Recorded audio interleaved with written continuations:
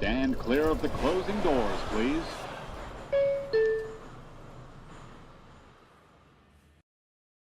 What is up, you guys? A brutal loss for the Mets today as they blow an 8th inning lead against the Dodgers and fall in this one by a final score of 6-5. An opportunity to take 3 out of 4 in this series from LA on the road. They had already taken care of business, winning 2 of the first 3 and taking the season series in the process, but this one is going to really stick in your craw for a long time. I mean, this was a game that the Mets had ample opportunities to add on to an early lead, can't get it done, and then a very, very sloppy 8th inning, like I said, ends up costing them in the end. They fall by a final of 6-5 out in LA. Guys, what's up? I'm Tony Metro. If you're new, be sure to subscribe. I do daily Mets content. We do post-game recaps and everything in between. Be sure to give this video a like. Really goes a long way toward helping out the channel. I appreciate that very much. And you can follow me on all my other platforms, TikTok, Instagram, and Twitter. Links to all those are in the description below. But wow, my goodness, this is such a frustrating game to lose. I mean, just, you know, I said before the series started, if the Mets could just split this 4-game set with the Dodgers, that I would be totally satisfied. I would not be upset with however it went, so long as the Mets were able to take 2 out of 3 or 2 out of 4.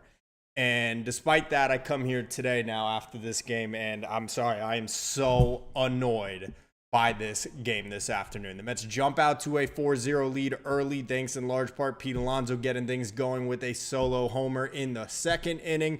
And then in the 3rd, the Mets able to tack on 3 more, and they're out and running. It's 4-0. You're thinking, wow, I can't believe it. The Mets are actually going to take 3 out of 4 from the Dodgers. Like, this is more than we could have ever asked for. You know, quick trip from New York across the country to take on the Dodgers in a 4-game set, no travel day in between, and you're like, okay, this is amazing. Like, we'll take it. The Mets go back-to-back, Brandon Nimmo and Starling Marte coming through, and things are looking great for the Mets, 4-0. And then all of a sudden, it just starts falling apart. David Peterson in the 3rd inning gives up 3 runs to the top of the Dodgers lineup. It's Betts, Ohtani, the typical guys. Will Smith had an RBI knock in that one, and they make it 4-3. But really from there, David Peterson settled in and pitched really, really well. He ends up getting through 7 in this one, gives up just those 3 runs in the 3rd inning. So really solid job from David Peterson, who, despite that little hiccup there, pitched and put together a really solid pitching performance today for the Mets. But unfortunately, despite scoring 5 runs in this one, it's the Mets bats that are the most to blame, I think, for this game. The Mets end up going 2 for 10 with runners in scoring position and leave 13 men on base in this one. Multiple opportunities for the Mets to continue to add on to this lead, to continue to give themselves some breathing room so that they wouldn't have another late inning disaster like they did the other night against the Dodgers, and even on Monday night in their win that they were barely able to hold on to in the 10th inning. But instead, they continued to let those opportunities just go by the wayside. The Mets, like I said, 2 for 10 with runners in scoring position, and so many different opportunities in this game to continue to pad on to this lead. Let's get to the specific moments here, but there were so many that the Mets had. We go to, it was the 5th inning, and you have, let's see, I'm sorry, it was the 4th inning.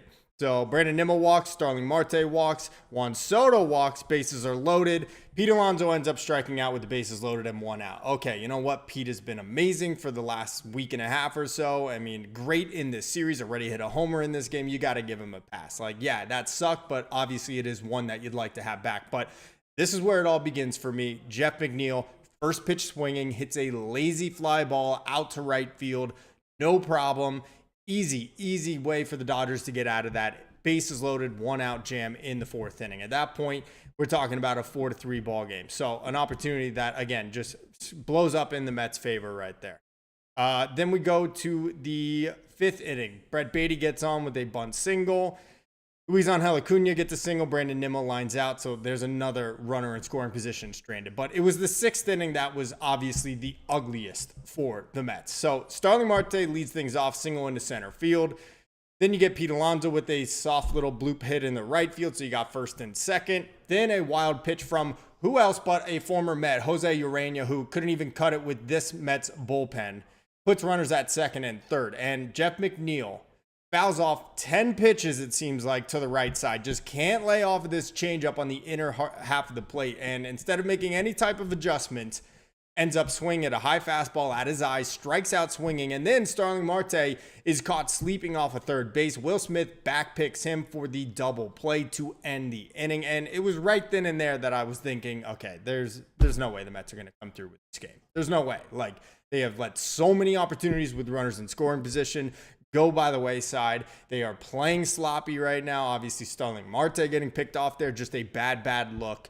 And I'm thinking there's no way they're going to win. But hold on, there's more. We'll get into it. D-Rels, what's up, man? How's it going? Trade Beatty. Yeah, well, we're going to get to Brett Beatty, trust me, because I feel like I'm going to take some victory laps in this one. Thank you very much. Brett Beatty, absolutely brutal. We'll get to him, but right now we're just going to focus on the lineup for a second here. In the 8th inning, though, the Mets do get 2 men aboard. They intentionally walk Juan Soto to put men at first and third.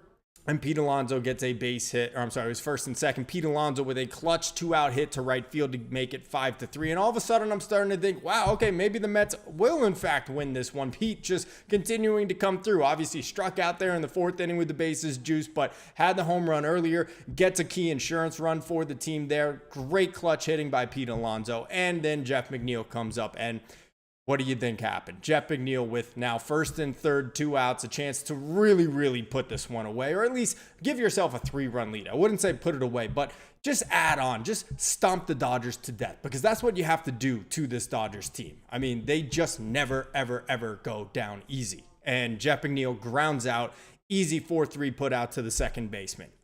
Terrible day for Jeff McNeil. Jeff McNeil, by my count, left 7 men on base today. He had an opportunity with the bases loaded. He had that opportunity with second and third when he struck out, and Marte got picked off at third. And then that opportunity there in the top of the 8th. Runners at first and third, 2 out, and hits a weak little ground ball to the right side. Horrible day for Jeff McNeil. And I have said it so many times. What does he do for this team? What does Jeff McNeil bring to this team? He does not hit at a 300 average anymore. He does not play above average defense. I'll give him average defense at second base, average defense at left field, and I guess a little probably below average in center field. Okay, he's not a speedster, and we know he's constantly having his temper tantrums, throwing his equipment all over the field when he fails, which more often than not seems to be the case. So what does Jeff McNeil bring to this team? He doesn't hit home runs. He doesn't hit for average. He's not fast, and he's not very good defensively either. So I don't know, but Jeff McNeil was the GOAT in this game for me. He was the guy that when it was 5-3, I was thinking if the Mets don't hold on to this one, it's going to be on Jeff McNeil's shoulders. But somehow the Mets find a way to outdo themselves there in the bottom of the 8th. Reed Garrett, who has been nails all year long, if there's one thing he has struggled with a little bit this year, it has been free passes, and specifically to leadoff batters recently. He gives a free pass to Mookie Betts to lead off the inning. And then from there, the Dodgers were off and running. Will Smith hits a double down to left field. Brandon Nimmo trying to play it off the carom of the left field wall in the corner. It basically gets stuck under the bullpen gate out there. So I don't think the Mets would have had a chance to cut Mookie down at the plate anyway. It might have held him at third, maybe, probably still not. So I'm not banking on that one as an excuse, but it still was a very bad optic. As Will Smith pulls into second, it's a 5-4 game.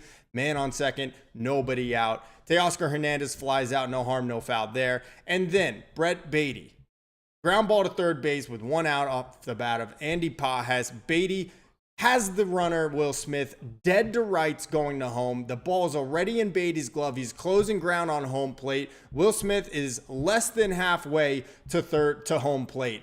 And he double pumps, double clutches on the throw and throws it into the ground.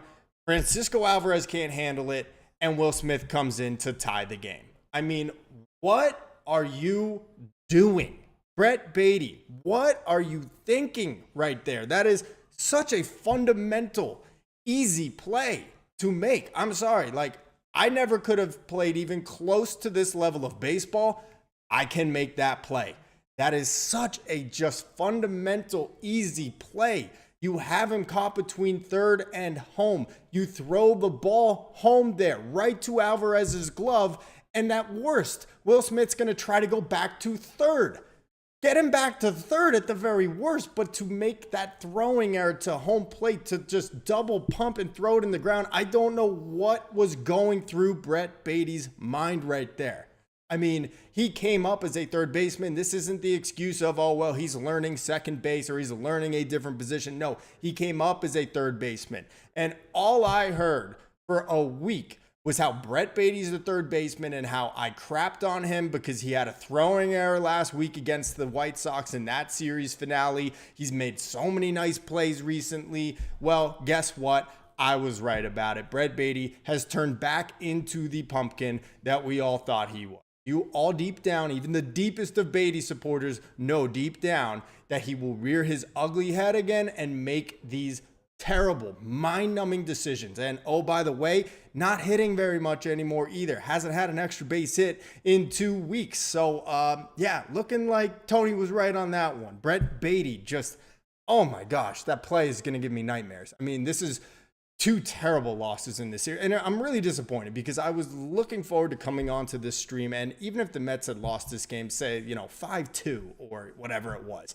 or if they had won the game like it was looking like they would when they were leading 4-0 or when they were leading 5-3 heading into the 8th inning, I had so many great positive things to say about the Mets between winning the first 2 out of 3 in this series, taking the season series from the Dodgers. I was geared up for a really happy, really positive stream here about the Mets. Like I said, before this series, I just wanted to split the 4-game set with the Dodgers. The Mets did that. I told myself I will not let today affect my emotions no matter how it goes, but this game right here, this was unacceptable. I mean, 2 for 10 with runners in scoring position, leave 10 men on base. The culprits, Jeff McNeil, Brett Baty with the mind-numbing throwing error to home plate in the 8th inning, allowing the tying run to score. And then, oh my God, the cherry on top of this shit Sunday, Michael Conforto, who looks like the corpse of the former first-round draft pick Michael Conforto of the Mets in 2014, hitting a first pitch cutter from Reed Garrett into left field for the go-ahead base knock. I mean, just you couldn't have really made it any worse of a loss, any more just painful of a loss than the way that 8th inning went down. Just absolutely brutal way for this one to go. Just so frustrating. D-Rel says Vientos would have made that play. He has 3 errors in the past 4 games. Yeah, I mean, look, people were telling me that Baty's so great defensively. There's definitive factual proof based in the statistics that he's really not that great defensively. Like, has he made a couple highlight reel plays over the last 2 weeks? Sure. But he also, as you point out here, D-Rels, 3 errors in the past 4 games. So you go back to that final game against the White Sox a couple days ago where he made that throwing error. And then obviously he had another one today that cost them a game. This is very similar to a throw that he made a couple weeks ago as well.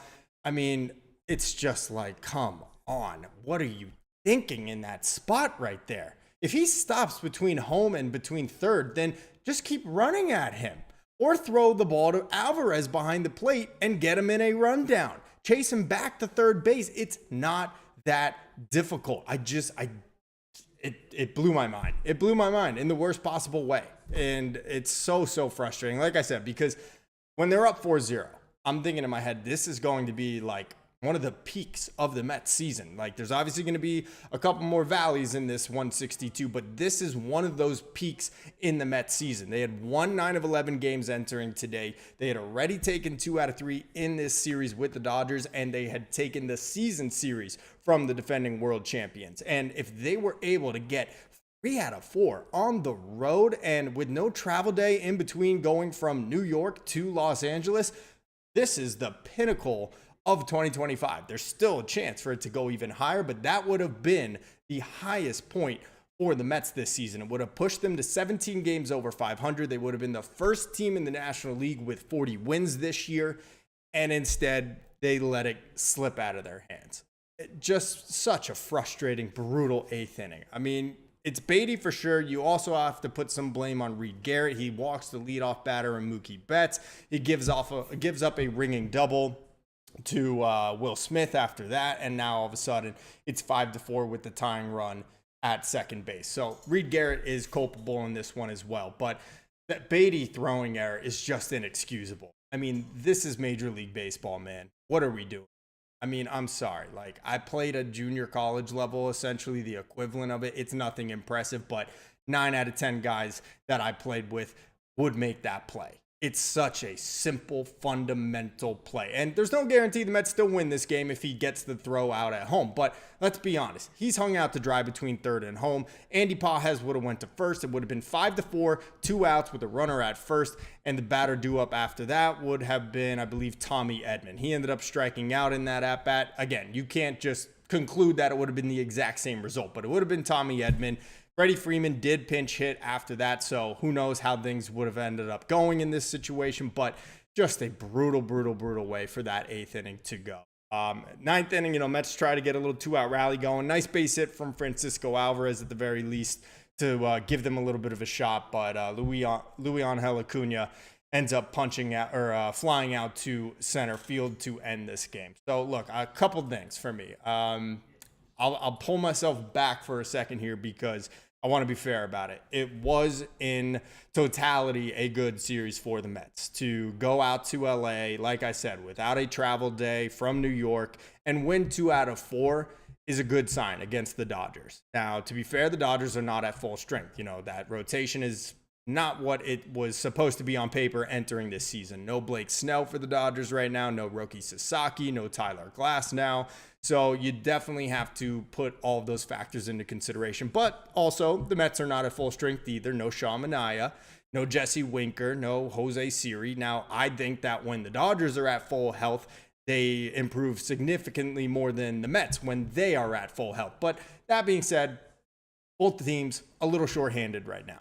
So still good for the Mets to go out and win 2 out of 4. Really nice to see them come back or to go out yesterday and win 6-1 pretty handily. But then there's some negatives to all this. So many opportunities to continue to add on to their leads in these games. So Monday night, they have the 2-1 lead. Dodgers end up coming back, tying that one up 2-2 in the 9th inning. Shohei Ohtani with that sacrifice fly. So that was really, really rough.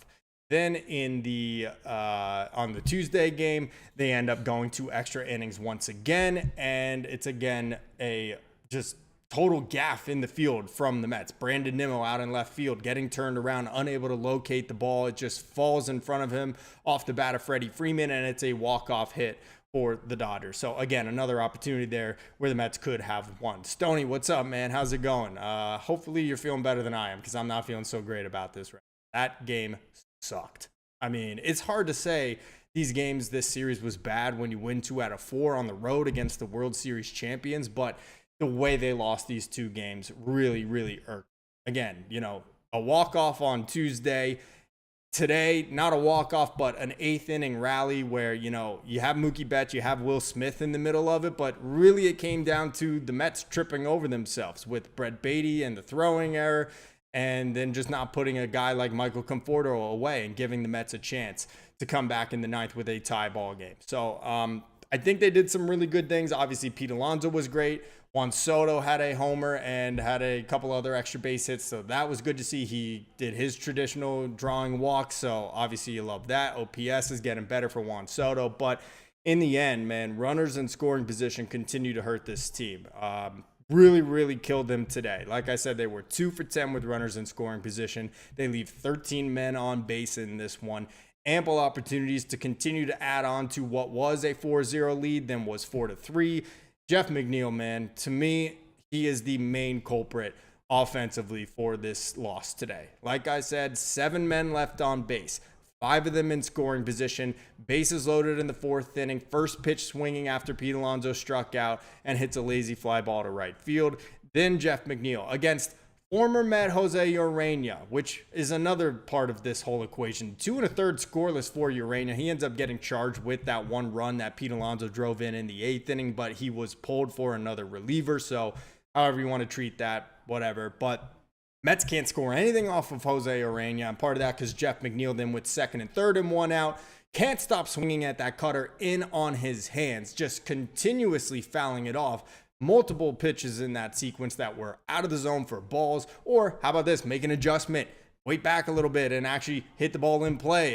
That's just an idea. Sac fly would have given the Mets another run there. Instead, he chases a fastball at the eyes, strikes out. That's when Marte gets doubled off. And then again in the 8th inning, after Pete delivers the insurance RBI single, Jeff McNeil with a weak little 4-hopper to the second baseman, and the Mets end up coughing up the lead in. So, I mean, like, it's such a frustrating, just tough loss. And, you know, it's hard for me to balance how I'm feeling, because I came into today feeling really great. Like I said, Mets had won 9 of 11. I had said I wanted them to just split this series with the Dodgers and I would be satisfied.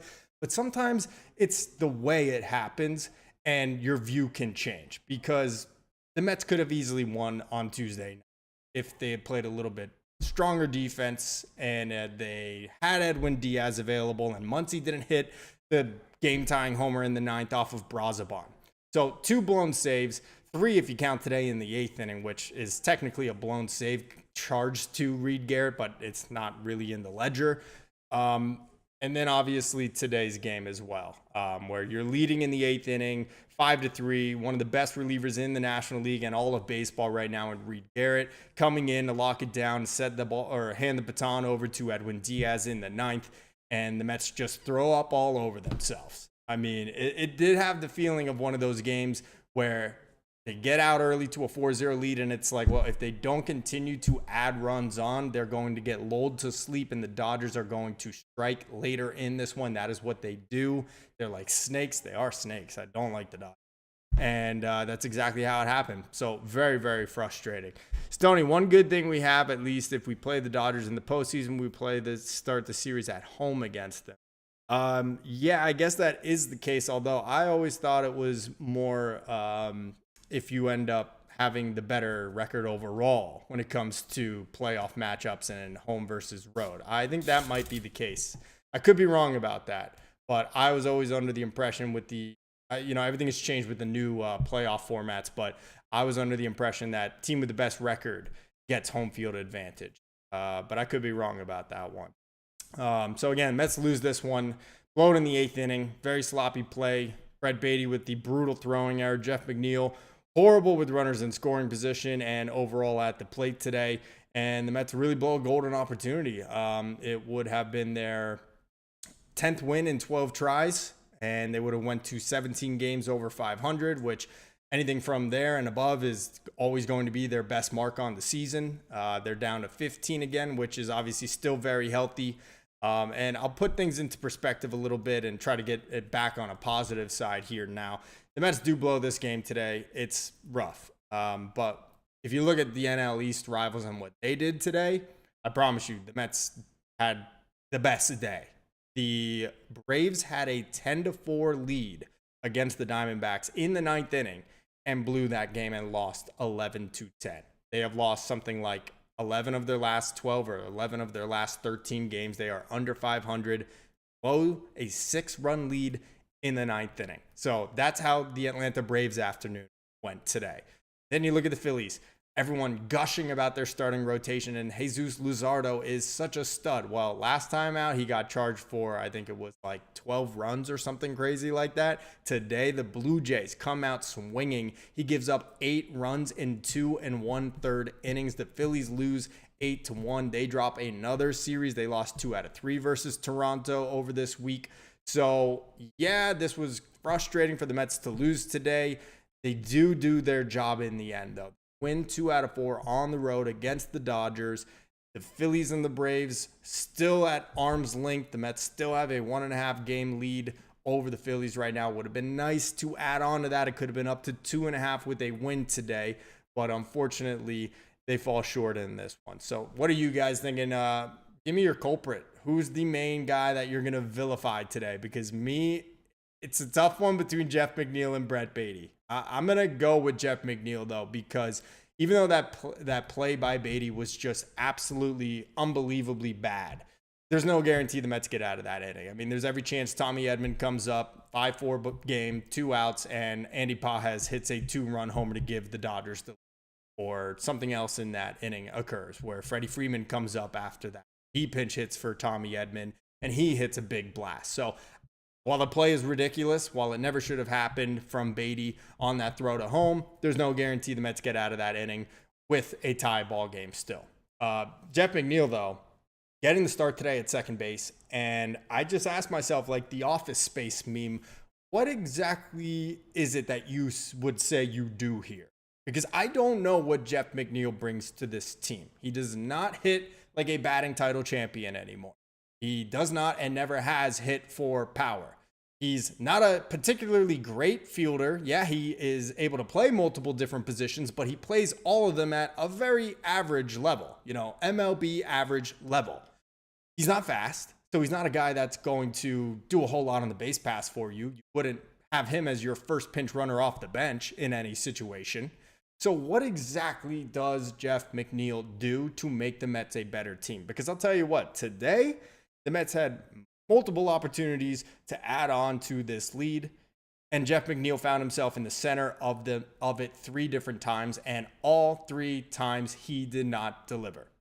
I don't know what to do with this guy anymore. Like, I have been an advocate forever of saying goodbye Jeff McNeil, get him off this roster, but it's not as easy as that. You can't just go poof, he's off the team. Somebody wants him in a trade and they'll take on that contract or they'll take on half of it. You're not going to just DFA him and eat the money. But what does Jeff McNeil do that makes this Mets team better? I want an answer.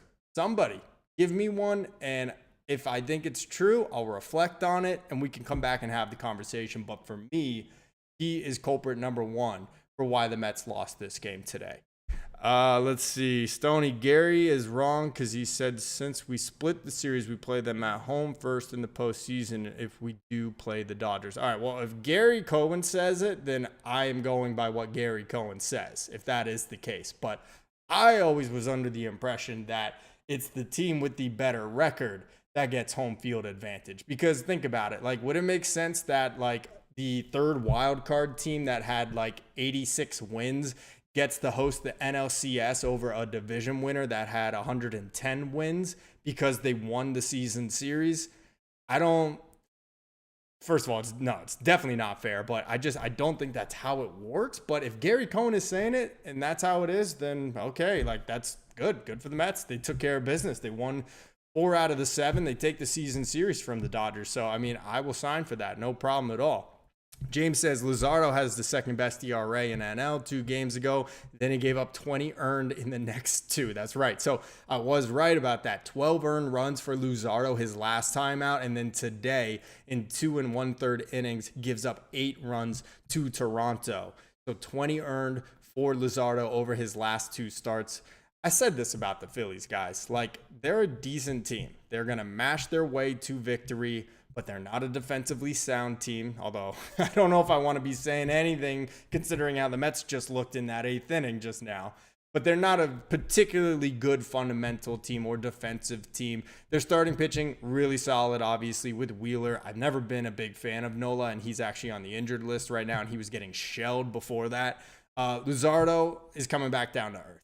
I'm sorry. I was never buying into that. I don't believe Luzardo is all of a sudden just going to figure it out. You know, he was with Miami last year. Before that, he was out in Oakland.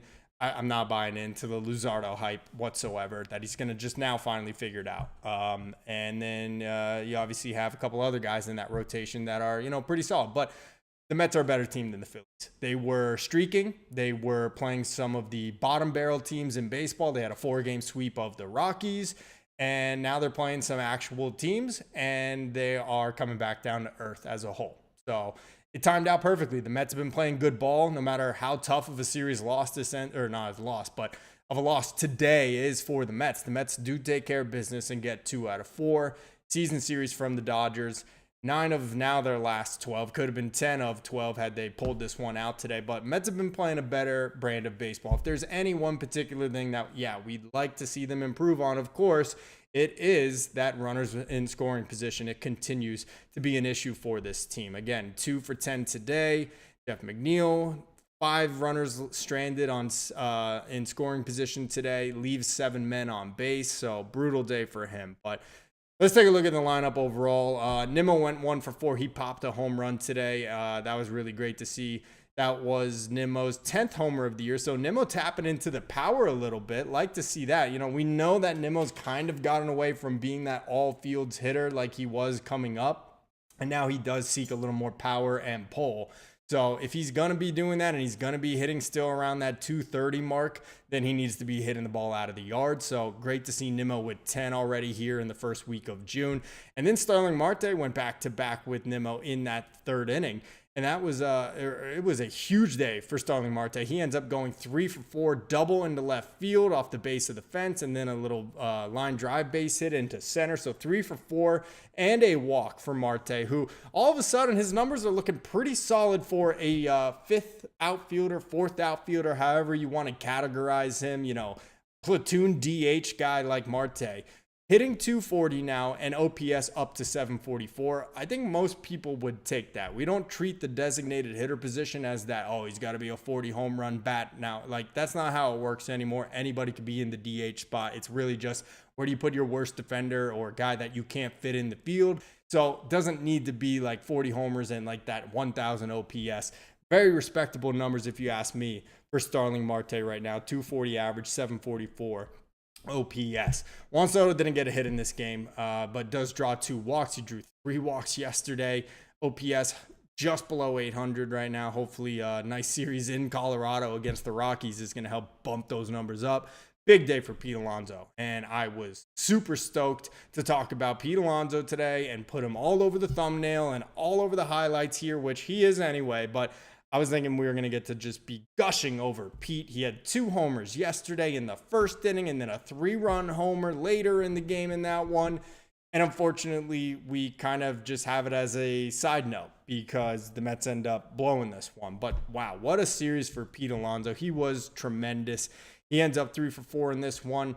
Home run, the clutch RBI in the 8th inning there that looked like it was going to give the Mets enough insurance to pull this one out with Garrett and with Diaz in the 9th. Unfortunately, not the case, but Pete Alonso was tremendous this entire series. Let's actually take a look at his numbers over this 4-game set with the Dodgers. So today he goes 3 for 4. On Monday, he was 0 for 3 in that one, but on Tuesday, 2 for 5 and 2 RBIs in that one. And then yesterday, obviously, we know 2 for 4, 2 home runs, 5 RBIs. So 9 RBIs in this 4-game set for Pete Alonso. I mean, like, wow, just unbelievable performance from Pete. He has said it, and you can see it if you just go back and look at his career stats. Loves hitting at Dodger Stadium. He said something about the black, whatever they call it, the behind center field. I forgot what they call that. But he loves that out there at Dodger Stadium, and he just performs really well out there. So really great series from Pete Alonso. Before I get through the rest of that lineup, let's take a look. Stoney, I think Jeff had a 6-game hitting streak till today. Raul Almanzar, let's go Mets, world champs 2025. Yes, sir. It's hard for me to say it right now. I'm so annoyed. Stoney, yeah, it's weird how it works, Tony. We'll see. That's about the playoff format and who does get home field advantage, if it's Mets, Dodgers, or based off record or based off season series. And then James says, Philly is a good rookie starting pitcher. Yeah, Abel is solid. I've seen a little bit of him. So, yeah, we'll see. But back to the lineup, or actually real quick to you, Stoney. I think Jeff had a 6-game hitting streak till today. Yeah, I mean, he did. I believe that's correct. But it's always just like, okay, a slap single here where, the Mets are already like leading 4-0, 5-0, or they're trailing like 5-1. Like, Jeff never seems to have an impactful at-bat for this team. And when he gets those opportunities and he comes at batter's eye, thank you, James. Oh, my gosh. I don't know why I couldn't think of it. Yeah, Pete loves the batter's eye at Dodger Stadium, apparently. That's what he said to the SMY crew. So, yeah, Mets should try to mimic whatever it is they're doing there at Dodger Stadium with the batter's eye and do it at Citi Field because it's working really well for Pete Alonso.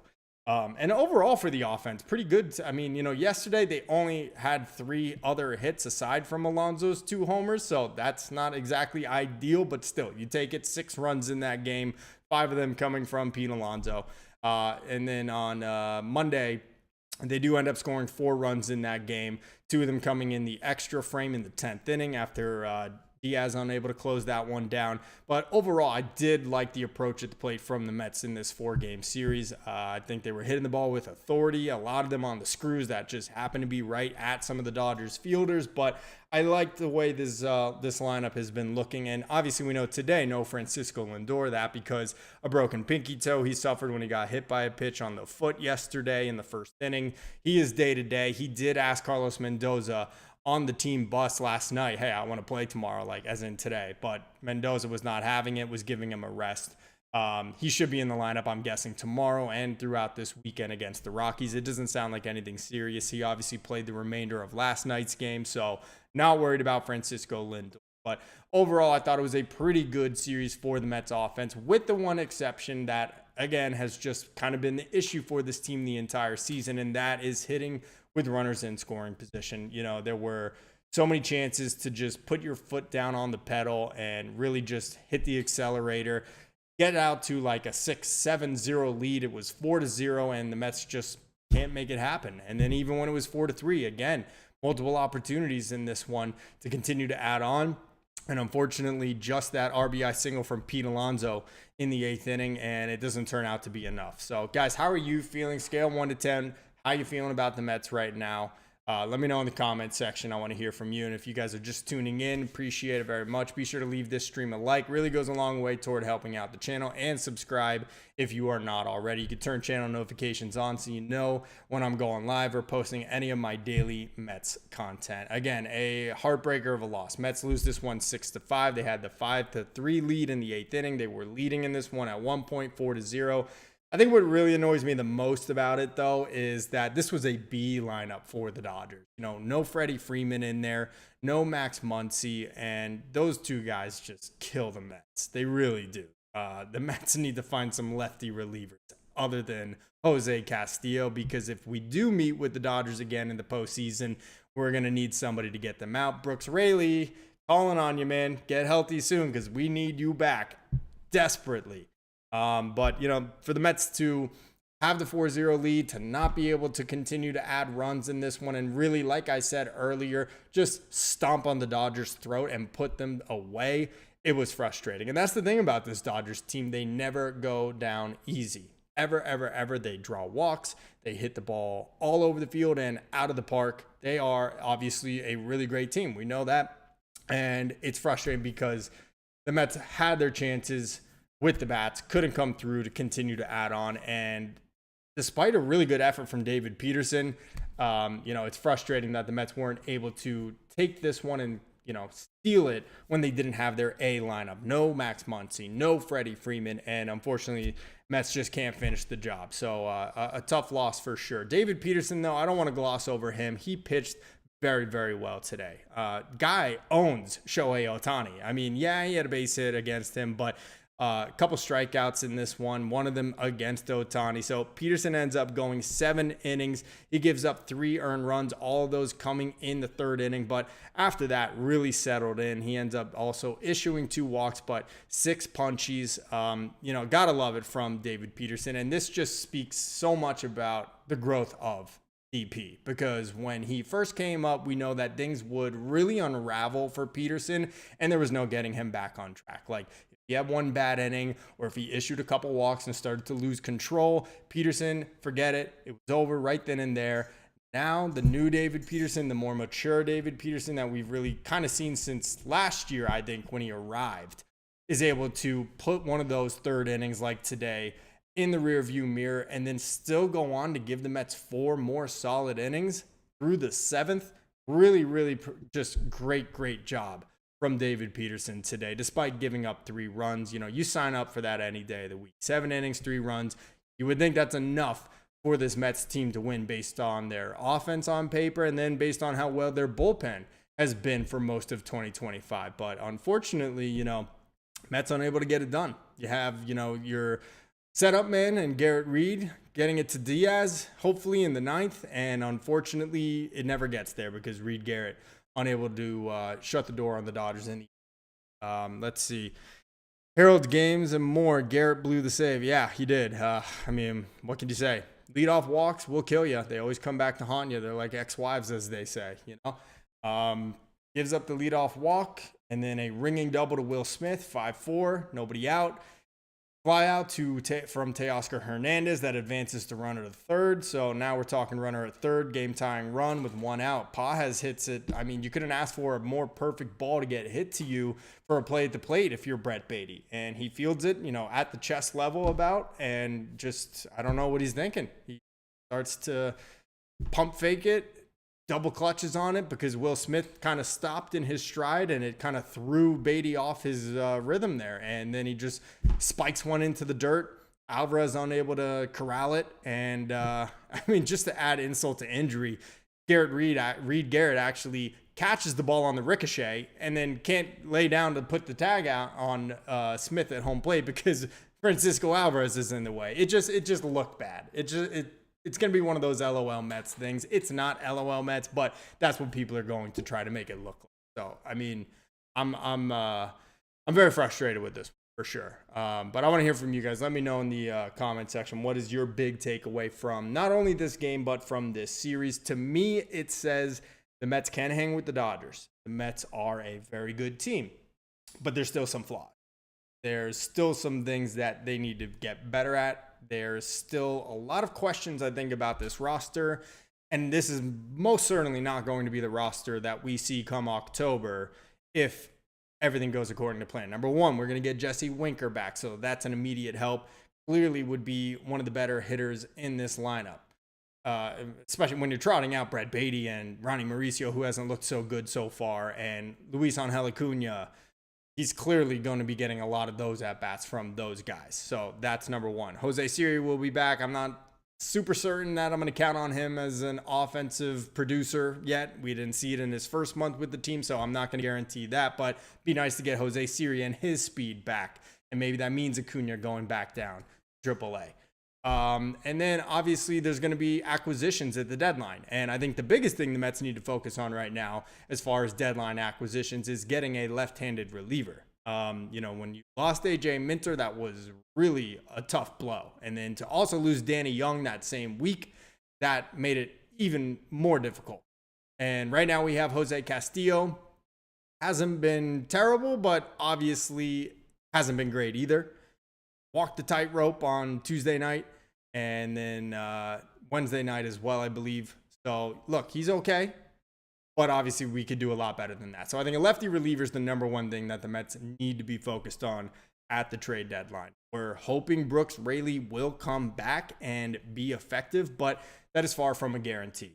He got Tommy John surgery just about this time last year, maybe a little bit earlier than this time in 2024.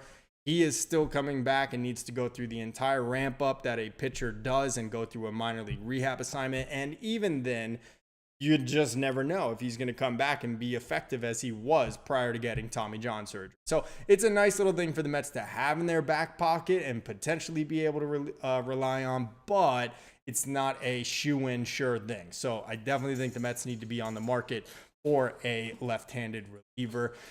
James says left-handed reliever in AAA, Ghost. Yeah, Anthony Ghost. You have mentioned him many times, James, and he has really good numbers, but for whatever reason has not gotten a look yet. And I'm not totally sure why.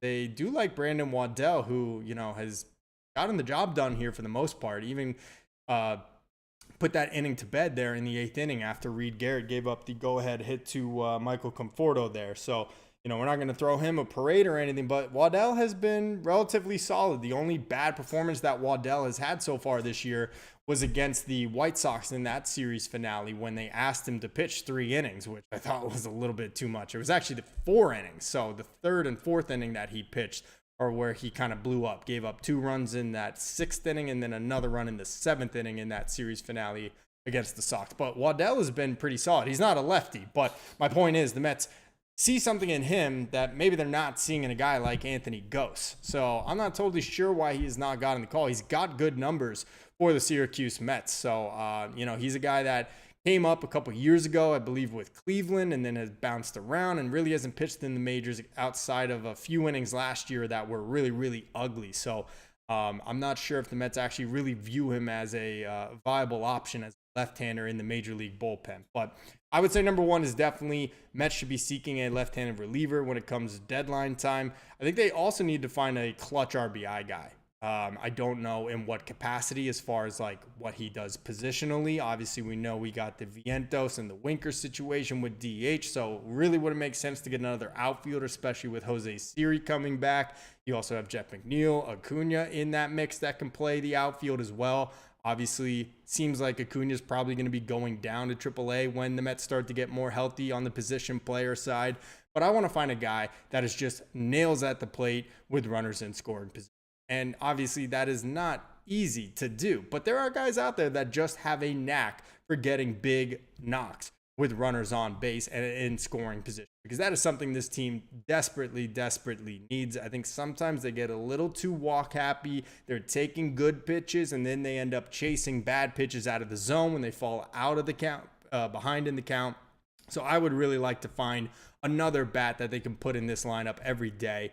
And honestly, depending on how things go with Mark Vientos and his rehab process, I don't think they're going to actually require him to go through a full minor league rehab assignment, but depending on how things are with Mark Vientos' hamstring, and if Brett Baty continues to prove to be a pumpkin, like I told you, I don't want to be that guy, but I told you, we've seen this before with Baty, and everyone's saying on my streams and on my TikToks and posts, oh, where's all the credit for Baty? Like, why do you like Vientos so much? Like, because I've seen Brett Baty do this before for 2 weeks and then go ice cold again and start making errors in the field again. And again, it's rearing its ugly head.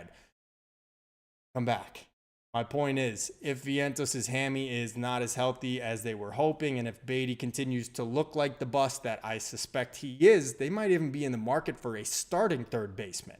I'm not opposed to finding a legitimate starting third baseman at the deadline to put on this team for the Mets, because they need some pop. They need some guys that can drive in runs. And honestly, I don't believe that either Vientos or Baty are above average defensive third basemen at this point. There are just too many mind-numbing plays from both of them, just like today's from Baty, that make me scratch my head and say, what did they see in this guy in the minor leagues that made them believe he would be a major league third baseman, a major league quality defensive infielder? Because sometimes I just don't know what is going on with those guys.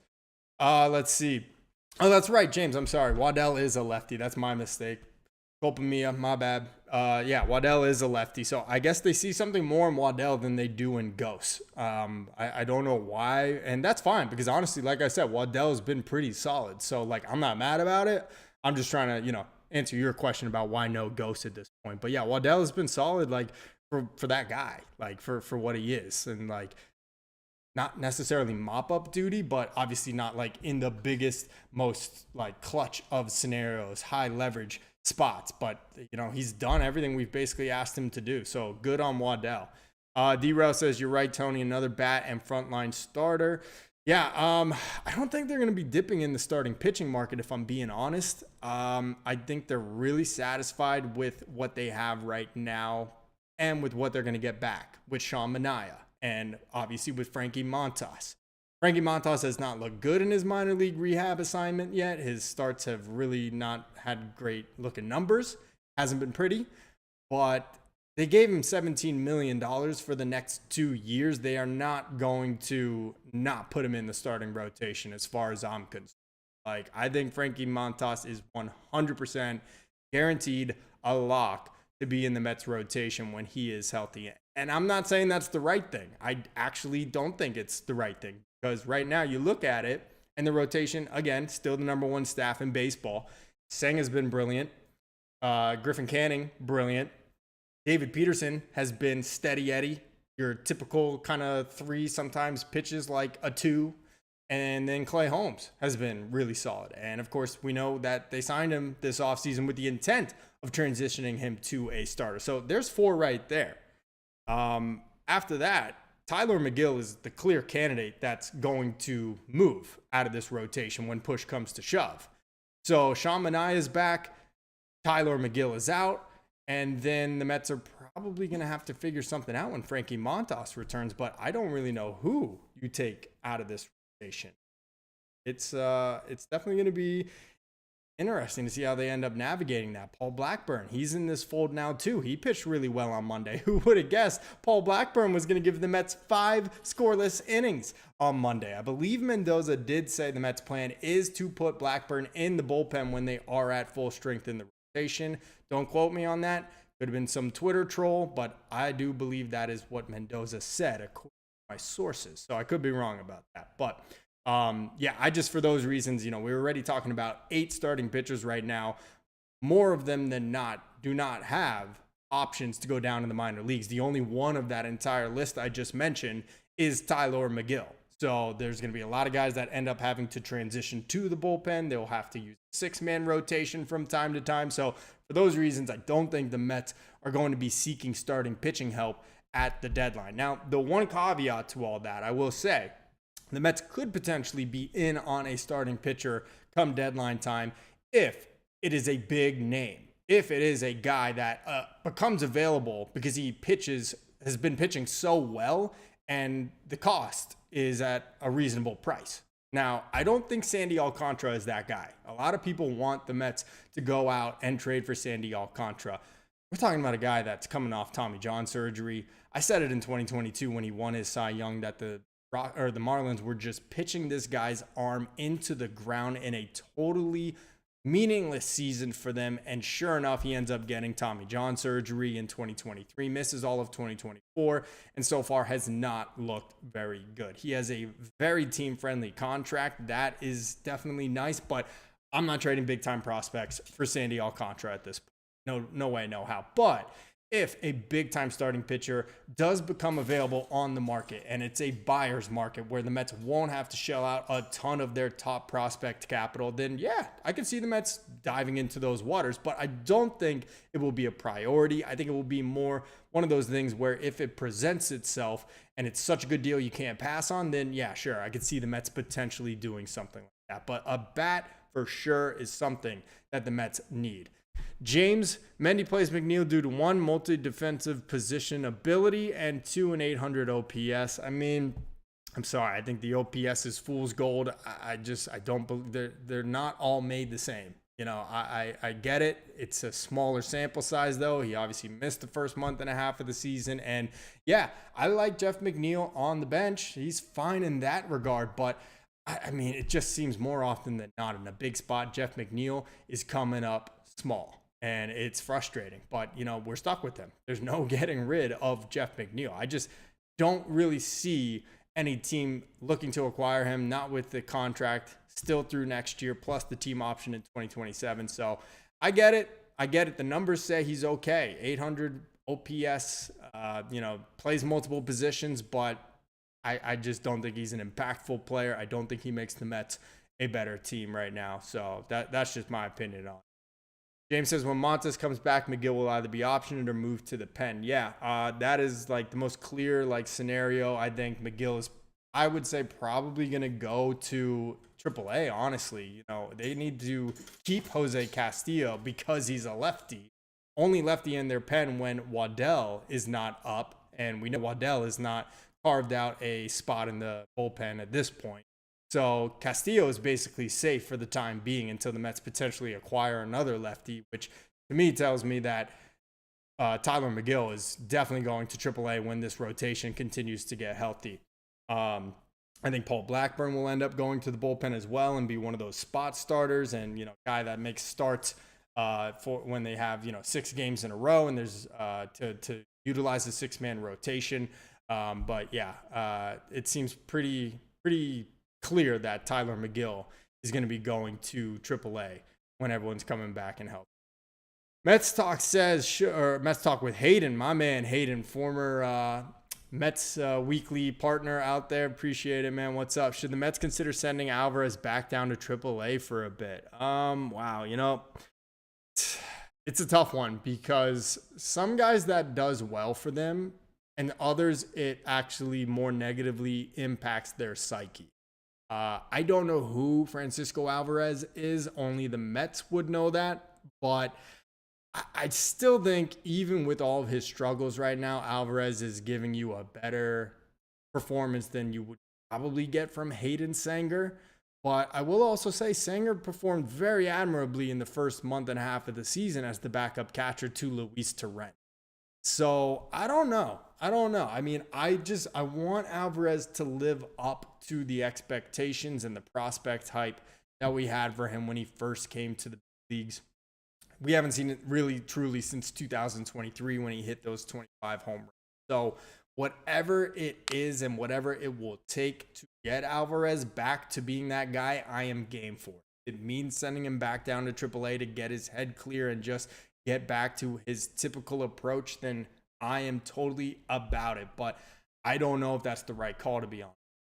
And maybe it is. But the Mets definitely should be doing some thinking on how can we get Francisco Alvarez back to that top prospect pedigree and ascending to one of the top catchers, one of the top stars in baseball again. Because, yeah, for sure, right now it doesn't look. And, even defensively, while for the most part he's pretty solid, it was a bad throw from Beatty. I thought it still could have been handled by Alvarez. And you got to be thinking in that spot, this is the tying run. I need to drop to my knees and keep this ball in front of me, not try to just catch it with the glove. So I thought he could have kept it in front of him and at least not keep Will Smith from scoring. But even in that inning, he then, with the runner at first, allows the go-ahead run to get to second on, I guess it was a wild pitch, but really it looked like a ball that Alvarez should have blocked, that Alvarez should have kept in front of him. He had a wild pitch the other night as well, or a pass ball on Alvarez as well. So he's still solid defensively. He throws out base runners well. The pitchers love pitching to him, so he's doing a good job coordinating the pitching staff and, getting all of their pitches and sequences in order. But there's a lot of things that Alvarez is not doing well. Most of them being at the plate. Blocking pitches is another thing. And then a lot of people got on him for Tuesday night throwing a 1-2 fastball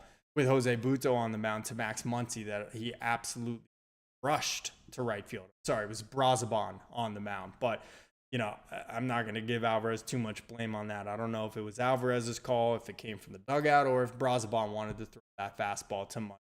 A lot of people talk about that. Anyway, to answer your question, Hayden, man, whatever's going to get Francisco Alvarez going, if it means going to AAA, then I will survive with Hayden Sanger as the backup catcher for a month while Alvarez tries to get his head on straight at the plate with Syracuse. Whatever it takes at this point.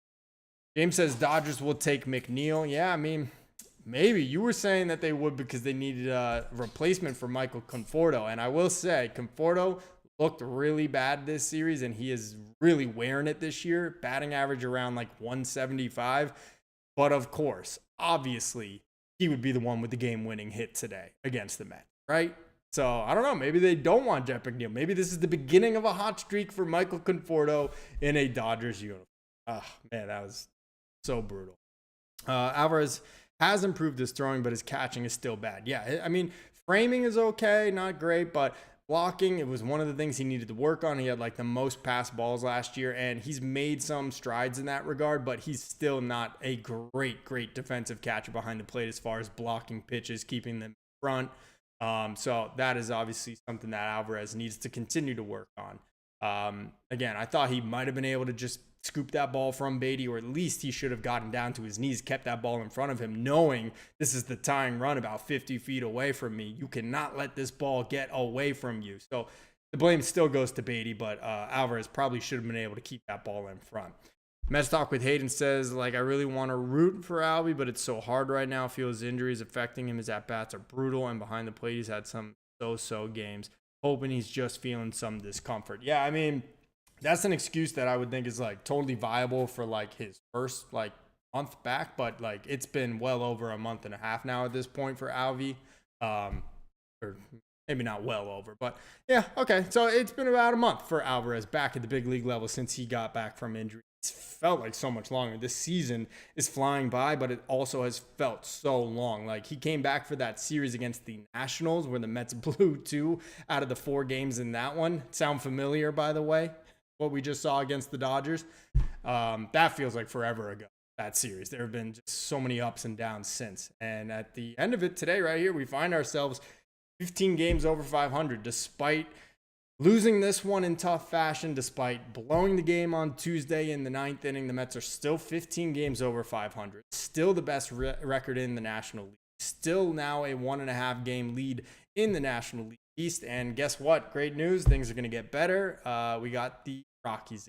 3-game set with the Rockies beginning tomorrow in Denver. So good chance for the Mets to get back on and maybe even win 3 in a row right now. Get the bad taste of this one out of their mouths real quickly.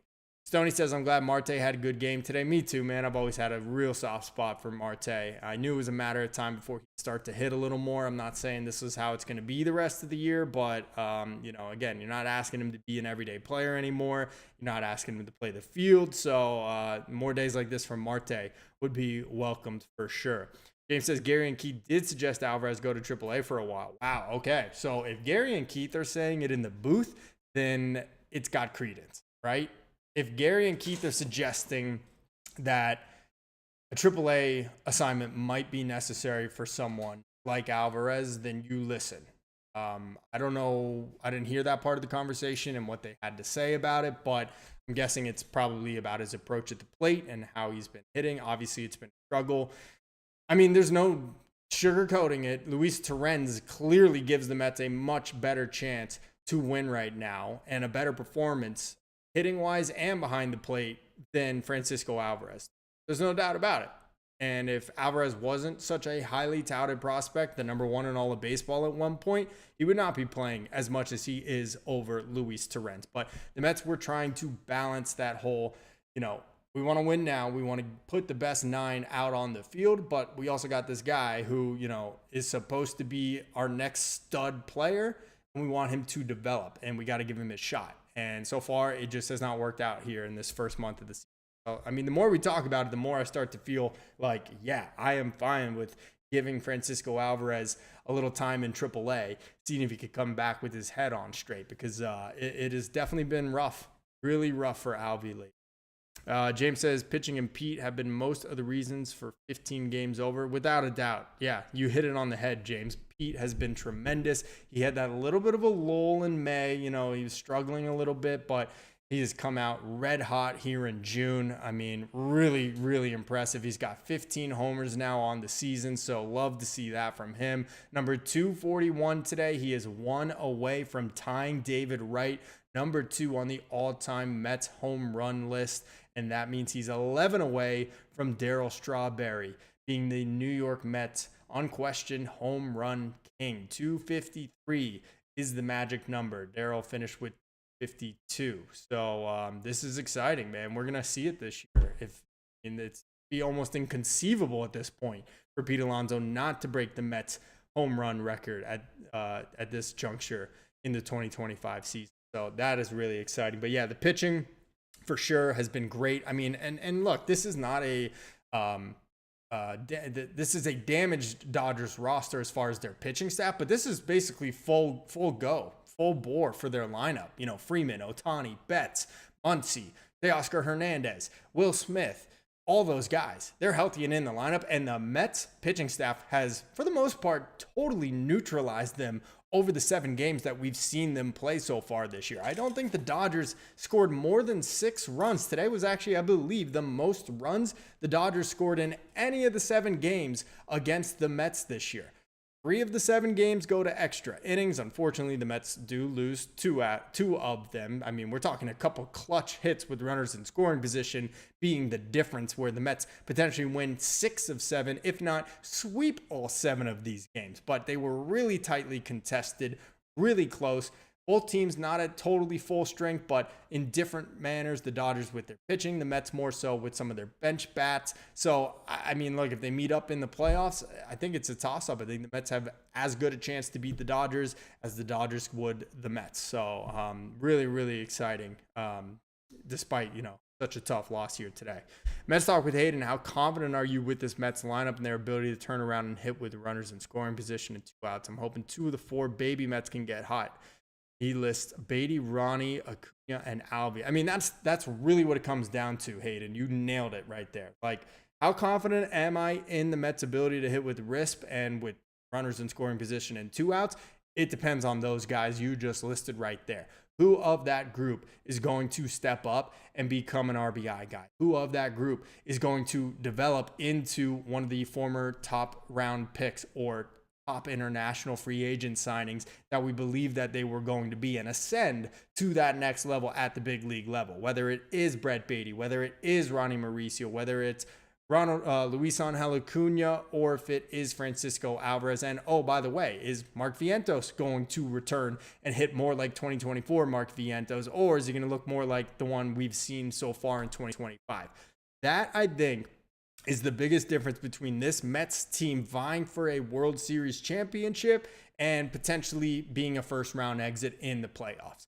They need the young baby Mets. I hate that, but baby Mets to develop. They need two of those guys to develop into what we thought they were going to be, to complete and to transform this lineup.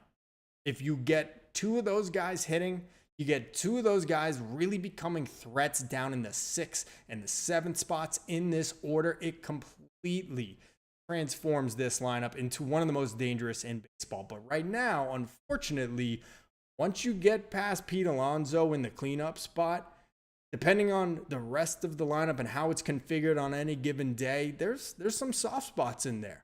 You know, Luis Angel Acuna is not hitting. Francisco Alvarez, we've documented his struggles. Vientos was struggling for the most part until he got injured this Monday. And then you got Brett Beatty, who looks like he is crashing right back down to earth once again. Who would have guessed? Me.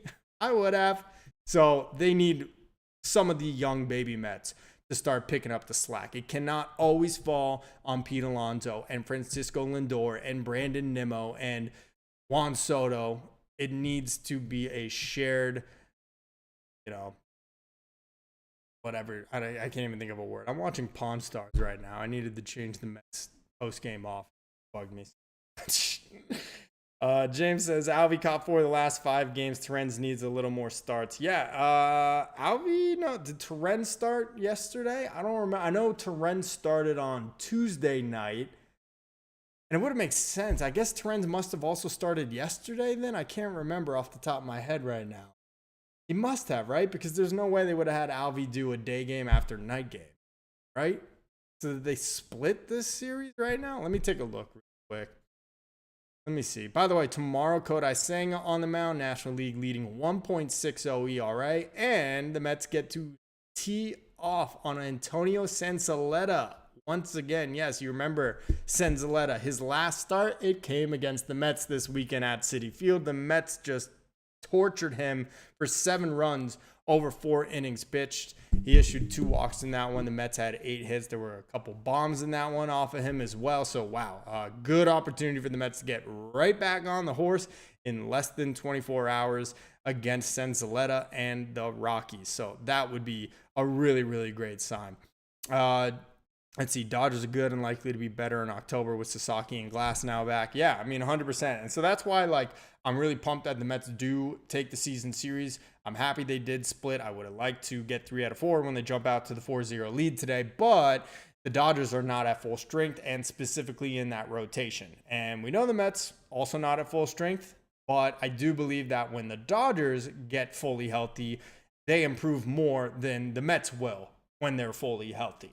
So basically, it all just points to, yes, the Dodgers have more talent, but do the Mets get some improvement from those young baby Mets that Hayden just listed? Do any of them become more impactful players in this lineup? Do the Mets potentially call up some of their young guys, like maybe Drew Gilbert or maybe Jet Williams or maybe, what's his name? The other guy. I'm blanking right now. I've been going for an hour and 10 minutes here. Oh my gosh.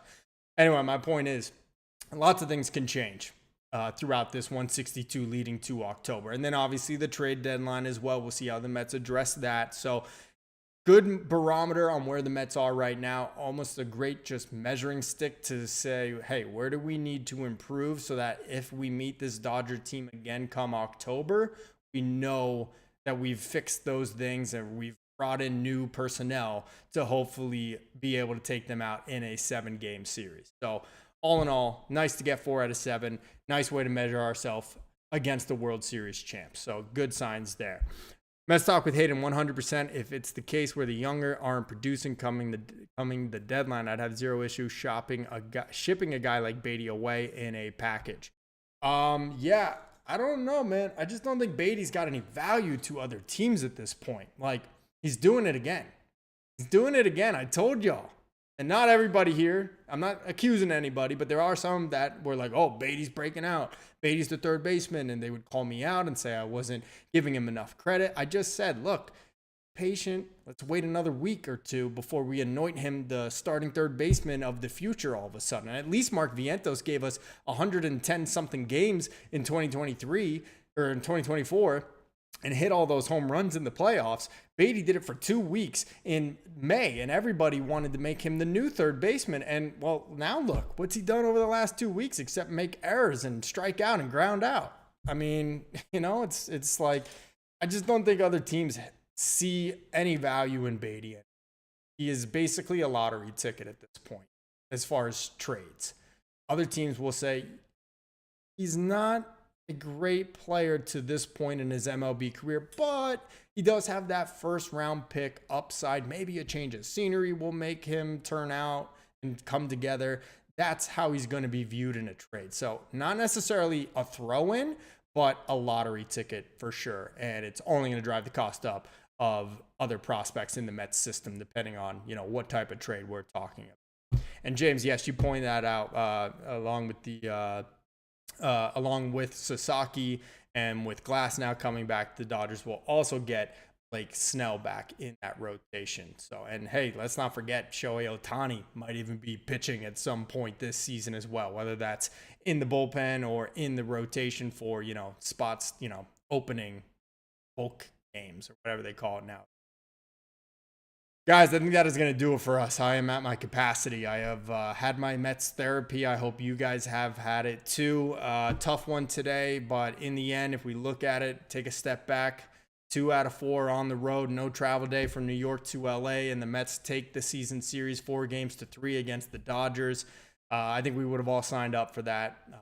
The way it happened is obviously very difficult. It's really frustrating that the Mets lost in this fashion, but when you take a step back and you actually look at the totality of this series and of the season series with the Dodgers, clearly the Mets can go toe-to-toe with them. Clearly there's some things that need to work on, but overall, it's definitely a positive sign here over the last 2 weeks in these last 2 series with the Dodgers. Hayden, I appreciate you, man. Thank you for checking in. Guys, if you're new, definitely be sure to subscribe to the channel for daily streams and all my other daily Mets content. Leave this stream a like if you don't mind. Really appreciate it. It goes a long way toward helping out the channel. And you guys can check out all my other stuff. Links to that is in the description below. TikTok, Instagram, Twitter. Mostly the same stuff you'll find on here anyway, so you can just hang with me.